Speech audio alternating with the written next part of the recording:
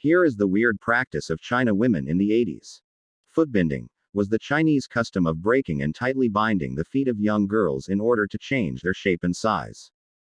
Feet altered by footbinding were known as lotus feet, and the shoes made for these feet were known as lotus shoes. In late imperial China, bound feet were considered a status symbol and a mark of feminine beauty. However, footbinding was a painful practice that limited the mobility of women and resulted in lifelong disabilities. The prevalence and practice of footbinding varied over time and by region and social class.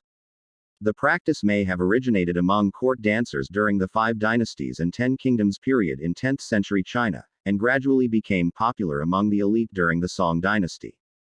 Footbinding eventually spread to lower social classes by the Qing dynasty around 1636 to 1912. Manchu emperors attempted to ban the practice in the 17th century, but failed. In some areas, footbinding raised marriage prospects.